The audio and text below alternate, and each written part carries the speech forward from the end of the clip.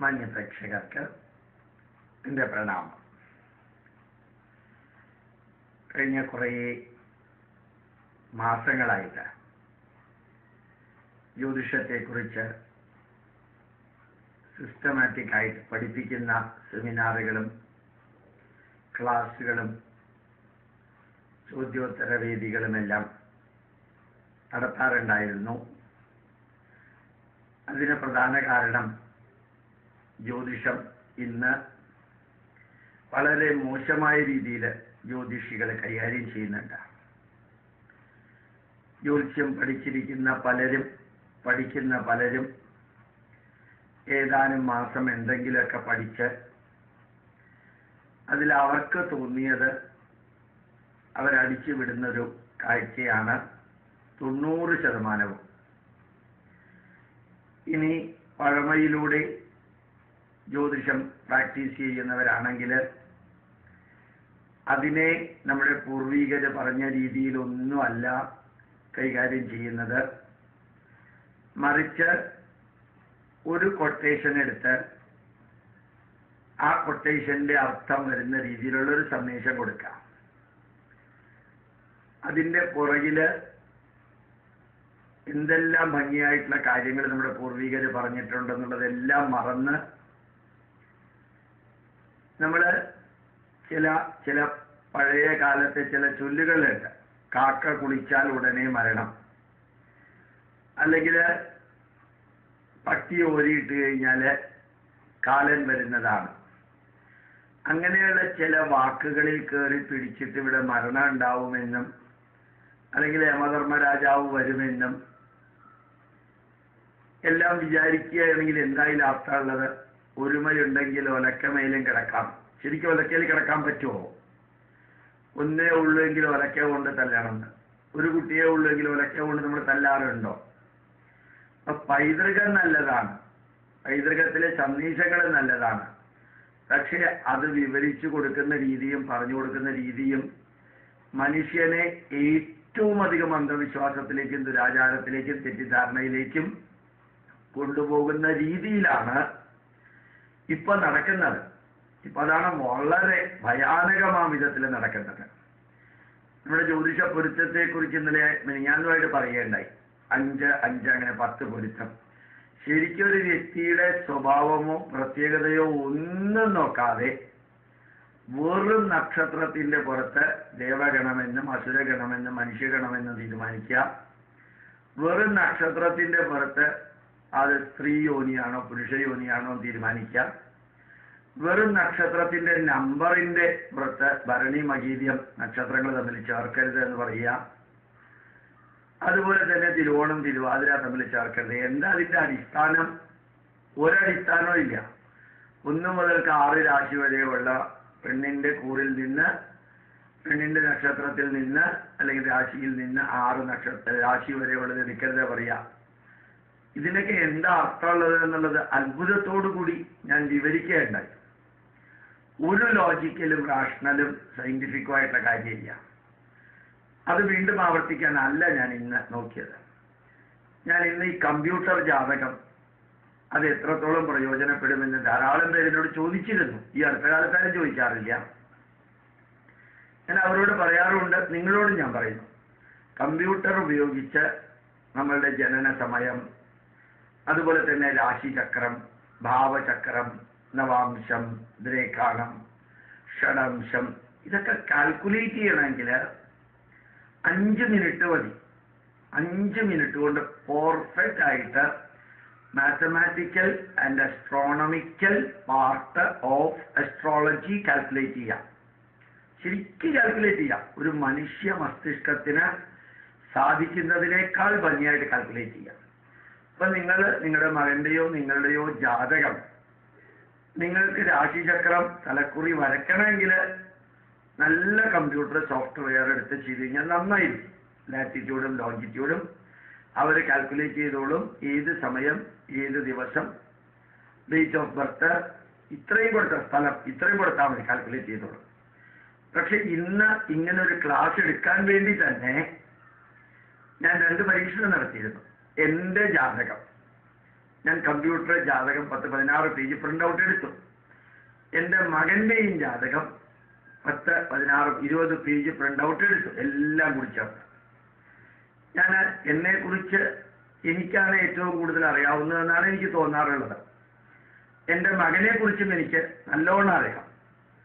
പക്ഷേ നിങ്ങളുടെ രണ്ടുപേരുടെയും യഥാർത്ഥ ജീവിതത്തിൽ ഉള്ളതും ഈ കമ്പ്യൂട്ടറിലൂടെ പ്രഡിക്ഷൻ നടത്തിയിരിക്കുന്നതും തമ്മിൽ ഒരു 10 പരമാവധി 20% കറക്റ്റ് ഉള്ളൂ. ബാക്കി 80% തെറ്റാണെന്ന് മാത്രമല്ല ഒരു അല്പം പോലും ശരി അതിനകത്തില്ല. അത് അറിഞ്ഞുകൊണ്ട് തന്നെ പറയാം. അതേ സമയത്ത് എൻ്റെ മകനെ കുറിച്ച് എഴുതിയിരിക്കുന്നത് പ്രിന്റ് ടൈപ്പ് ചെയ്ത് തന്നിരിക്കുന്നത് വായിച്ചു നോക്കുന്നതിന് മുമ്പ് ഭാവചക്രത്തിൽ അവനെക്കുറിച്ച് ആ ഭാവചക്രം വെച്ച് ഞാനൊരു 10-20 പോയിന്റ് എഴുതി. ആ പോയിന്റും ഈ കമ്പ്യൂട്ടർ അനാലിസിസും തമ്മിൽ ഒരു ബന്ധമില്ല. അതായത് മനുഷ്യൻ ഊഹാപോഹപ്പെടുവാണ് എന്ന് ജ്യോതിഷത്തിന്റെ ആധാരശിലകൾ എഴുതിയ വരാഹമിഹിരാചാര്യൻ പറഞ്ഞിട്ടുണ്ട്, നിർദ്ദേശിച്ചിട്ടുണ്ട്. പല പാരാമീറ്ററുകളും ഒരുമിച്ച് നോക്കിയിട്ട് വേണം ഒരു വ്യക്തിയെക്കുറിച്ച് പറയാൻ. ധാരാളം പറയാൻ സാധിക്കും. ശരിയും ഉണ്ടാവും, തെറ്റും ഉണ്ടാവും, നല്ലതും ഉണ്ടാവും, നല്ലതല്ലാത്തതും ഉണ്ടാവും. ഏത് പ്രവചനത്തിലും ഉണ്ടാവുന്ന കുറവുകൾ ജ്യോതിഷ പ്രവചനത്തിലും ഉണ്ടാവും. അതുകൊണ്ട് കമ്പ്യൂട്ടർ പ്രവചനം, കമ്പ്യൂട്ടർ കാൽക്കുലേഷൻ പെർഫെക്റ്റ് ആണ്. മനുഷ്യന് സാധിക്കുന്നതിനേക്കാൾ ഭംഗിയായിട്ട് സാധിക്കും. കമ്പ്യൂട്ടർ പ്രവചനം ഒരു കാരണവശാലും വിശ്വസിക്കാൻ സാധിക്കില്ല എന്ന് എൻ്റെ തന്നെ ജാതകത്തിൽ ഞാൻ എന്നെക്കുറിച്ച് മനസ്സിലാക്കിയിരിക്കുന്നതും എൻ്റെ മകൻ്റെ ജാതകത്തിൽ ഇന്നലെ ഞാൻ ആ പ്രിന്റ് ഔട്ട് എടുത്തുകൊണ്ടുവന്ന് വിശകലനം ചെയ്ത് നോക്കിയപ്പോൾ മനസ്സിലായി. ധാരാളം വ്യക്തികളുടെ കമ്പ്യൂട്ടർ ജാതകം ഞാൻ നോക്കിയിട്ടുണ്ട്. അതായത് പ്രഡിക്ഷൻ പാർട്ട്. അതിലൊന്നിലും ശരിക്കും ഭാവചക്രം ഉപയോഗിച്ച് അനലൈസ് ചെയ്യുന്ന രീതിയിലുള്ളതല്ല കണ്ടിരിക്കുന്നത്. ഇത്രയും ഞാൻ നിങ്ങളോട് പറയാൻ കാരണം കൺഫ്യൂസ് ചെയ്യിക്കാനല്ല. നമ്മൾ നല്ല വഴി ഏതാണെന്ന് പറഞ്ഞ് അന്വേഷിച്ചു പോകുമ്പോൾ അത് ജാതകത്തിൽ കുറെ നല്ലതുണ്ട് എന്ന് പറയുമ്പോഴും യഥാർത്ഥവുമായിട്ട് 20% മാത്രം പൊരുത്തപ്പെടുന്നതാണ് കമ്പ്യൂട്ടർ പ്രിന്റ് ഔട്ട് എന്ന് മനസ്സിലാക്കിയത്. നിങ്ങളെ അറിയിച്ചില്ലെങ്കിൽ ചിലപ്പോൾ കൺഫ്യൂഷൻ ആയിരിക്കും. അതുകൊണ്ട് ശരിക്കും ജാതകം വേണമെന്നുണ്ടെങ്കിൽ നോക്കുന്നതിൽ തെറ്റൊന്നുമില്ല. ഈ ലോകത്തിലെ എല്ലാം അറിയണം, നോക്കണം, പരിശോധിക്കണം. അതിൽ നമുക്ക് പ്രയോജനമുള്ളത് എടുക്കണം, അല്ലാത്തത് കളയണം. ഇപ്പൊ ശരിക്കും പറഞ്ഞാല് വളരെ വ്യക്തമായിട്ട് പറയുകയാണെങ്കിൽ നല്ല പ്രവൃത്തികൾ, നല്ല കർമ്മങ്ങളും ചെയ്തുകൊണ്ട് ജീവിക്കുക. അതില് ജാതകത്തിൽ നല്ല സമയമാണോ ചീത്ത സമയമാണോ എന്നെല്ലാം ഇനി അന്വേഷിച്ച് കണ്ടെത്താൻ ഇറങ്ങി പുറപ്പെടുമ്പോഴും അങ്ങനെയെല്ലാം കിട്ടുന്ന ഇൻഫർമേഷൻ അവസാനത്തെ വാക്കല്ല. അതിൽ നല്ലതുണ്ടെങ്കിൽ എടുക്കാം, അല്ലെങ്കിൽ അതാണ് ജീവിതത്തെ പൂർണ്ണമായിട്ട് നിയന്ത്രിക്കുന്നത് എന്ന് ഒരിക്കലും ധരിക്കാതിരിക്കാം. ഇത്രയും കാലം കഴിഞ്ഞ 1 വർഷത്തോളമായി, കഴിഞ്ഞ വർഷം ജൂലൈയിൽ ആരംഭിച്ചതാണ് ജ്യോതിഷത്തെക്കുറിച്ചുള്ള പ്രഭാഷണ പരമ്പരകൾ. ഇനി എനിക്ക് തോന്നുന്നു ഈ പൊരുത്തം എന്ന് പറഞ്ഞ ഏറ്റവും അന്ധവിശ്വാസമുള്ള സംഭവത്തെക്കുറിച്ചുള്ള ക്ലാസ്സുകൾ കൂടി എടുക്കണം. അതിനകത്ത് നല്ലതുണ്ടെന്ന് എനിക്ക് തോന്നണില്ല. ഇപ്പൊ തിരുവനന്തപുരത്തെ തീർത്ഥവാദ മണ്ഡപത്തില് ജൂലൈ മാസത്തില് 13-14 ദിവസത്തിൽ ഈ പ്രിന്റഡ് നോട്ട് കയ്യിൽ കൊടുത്ത് ആ പൊരുത്തം എന്ന് പറഞ്ഞതിൽ ഇന്നലെയും മിനിഞ്ഞാന്നുമായിട്ട് ഞാൻ വിവരിച്ചതിന്റെ അബദ്ധ പഞ്ചാംഗം, അബദ്ധ പരമ്പരകൾ ഒന്ന് വിവരിക്കണമെന്ന് എനിക്ക് തോന്നി. മനുഷ്യനെ തെറ്റായിട്ടുള്ള വഴി കൂടെ ആര് നടത്തിയാലും, അത് പൈതൃകത്തിന്റെ പേരിലായാലും ആധുനികതയുടെ പേരിലായാലും അല്ലെങ്കിൽ ഉപജീവന മാർഗത്തിന്റെ പേരിലാണെങ്കിലും പ്രസിദ്ധിയുടെയും നിലനിൽപ്പിന്റെയും പേരിലാണെങ്കിലും തെറ്റുകൾ എന്നും തെറ്റുകൾ തന്നെയല്ലേ. അത് ആര് ചെയ്താലും ആര് പറഞ്ഞാലും തെറ്റുകൾ തന്നെയാണ്, അല്ലെങ്കിൽ കുറവുകൾ തന്നെയാണ്. പിന്നെ ജ്യോതിഷത്തില് എല്ലാം തെറ്റാണോ എന്ന് ചോദിച്ചാൽ അതിന് ഉത്തരം മറ്റൊരു ചോദ്യമാണ്. ഈ ലോകത്തിലുള്ള എല്ലാത്തിലും കുറേയൊക്കെ തെറ്റുകളില്ലേ എന്നുള്ളതാണ്. അപ്പോ എല്ലാം ശരിയെന്നോ എല്ലാം തെറ്റെന്നോ അല്ല. ആ തെറ്റുകളും ശരിയും ചേർന്ന രണ്ടിൽ നിന്നാണ് നമ്മളെല്ലാം എടുക്കാറുള്ളത്. ഒരു ഹോട്ടലിൽ ചെന്ന് ഭക്ഷണം കഴിക്കുമ്പോഴും എല്ലാ കറികളും നന്നാവണമെന്നില്ല. ഒരു തുണിക്കടയിൽ ചെന്ന് വസ്ത്രം എടുക്കുമ്പോൾ എല്ലാ തുണിയും നന്നാവണമെന്നില്ല. ഒരു മോട്ടോർ സൈക്കിളോ സ്കൂട്ടറോ വാങ്ങിക്കുമ്പോൾ എല്ലാ മോട്ടോർ സൈക്കിളും സ്കൂട്ടറും നമ്മൾ ഉദ്ദേശിച്ച മാതിരി ആവണമെന്നില്ല.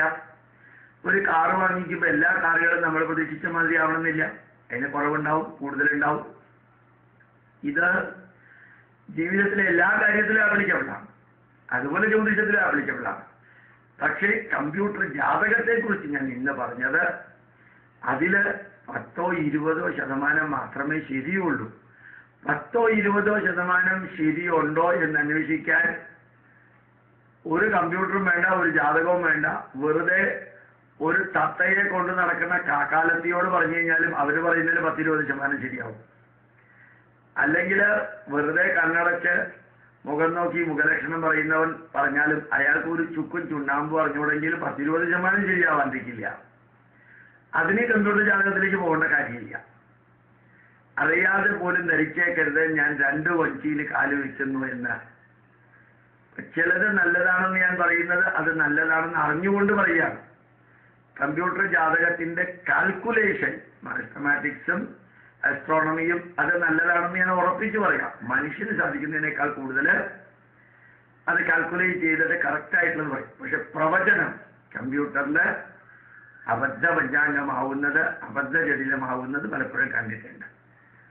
അതും ഇപ്പോൾ ഓർമ്മിപ്പിക്കാൻ കാരണം എന്താ, അങ്ങനെയുള്ള കമ്പ്യൂട്ടർ പ്രിന്റ് ഔട്ട് എടുത്തിട്ട് നമ്മൾ വിവാഹം കഴിക്കാൻ പോകുന്ന പെൺകുട്ടിയെ കുറിച്ചോ നമ്മളെ കുറിച്ചോ നമ്മൾ പാർട്ട്ണറാക്കാൻ പോകുന്ന വ്യക്തിയെ കുറിച്ചോ ബിസിനസ് തുടങ്ങാൻ പോകുമ്പോഴത്തേക്കും അതിൽ ഷെയർ എടുക്കുന്ന വ്യക്തികളെ കുറിച്ചോ നമ്മൾ ജോലിക്ക് ഒരാളെ അപ്പോയിന്റ് ചെയ്യാൻ പോകുമ്പോൾ ആ അപ്പോയിന്റ് ചെയ്യുന്ന വ്യക്തിയെ കുറിച്ചോ കമ്പ്യൂട്ടർ ജാതകത്തിന്റെ അടിസ്ഥാനത്തിൽ വല്ല രീതിയിലൊക്കെ വിലയിരുത്തിയിട്ട് അയാൾ നല്ല ആളാണെന്നോ ചീത്ത ആളാണെന്നോ നോക്കുമ്പോൾ, പരിശോധിക്കുമ്പോൾ അതിൽ തന്നിരിക്കുന്നത് 10-20% ശരിയുള്ളൂ എങ്കിൽ പിന്നെ എന്തിനാ അതിൽ അന്വേഷിക്കാൻ പോകുന്നത്?